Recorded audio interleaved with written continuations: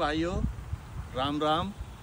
मैं डॉक्टर ध्रुव कुमार, केंद्रीय आलू अनुसंधान संस्थान मोदीपुरम से। देखिए, है तो हम आलू के एक्सपर्ट, पर आज हम आपको थोड़ा सा गेहूं के बीज के बारे में बताएंगे कि गेहूं के बीज में कोई बहुत ज़्यादा विशेष नहीं है, उगाना बहुत आसान होता है, लेकिन इसमें कुछ सावधानियाँ आप बरत लें। आपने टाइम पे बुवाई कर दी गेहूं के बीज की, कोई भी वैरायटी है उसकी आपको प्योरिटी मेंटेन करनी है और मिक्सचर नहीं होना चाहिए।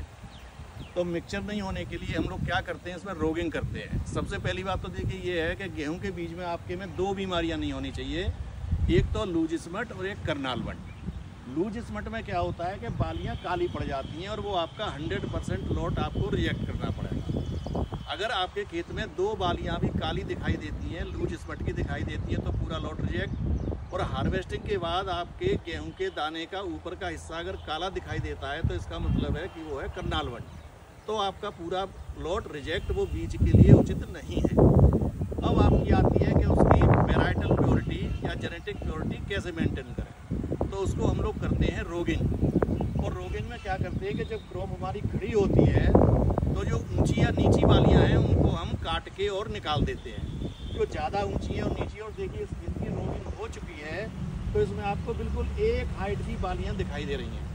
फिर जब क्या होगा कि अभी तो ये खेत पूरी तरह से मैच्योर नहीं हुआ है, जब ये खेत पूरी तरह से पक जाएगा तो ना बालियों का रंग कुछ अलग हो जाता है। बालियों का रंग अलग हो गया मतलब कि दो वैरायटी की बालियां हैं, तो जो बालियां बहुत थोड़ी सी हैं और किसी अलग रंग की हैं तो उनको आप काट के निकाल दें, ऊंची नीची बालियों को निकाल दें, ये होता है। दूसरा होता है इसमें एक आइसोलेशन डिस्टेंस। तो आइसोलेशन डिस्टेंस का मतलब होता है कि 1 मीटर के दायरे में दूसरी गेहूँ की फसल ना हो, दूसरी फसल नहीं, दूसरी वैरायटी की ना हो।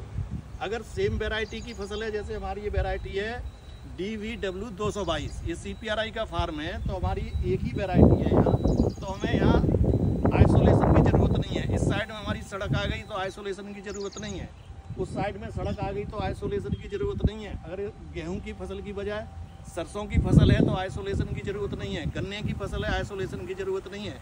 गेहूँ में भी अगर सेम वैरायटी है तो आइसोलेशन की ज़रूरत नहीं है, अगर दूसरी वैरायटी है तब आइसोलेशन की आवश्यकता होती है।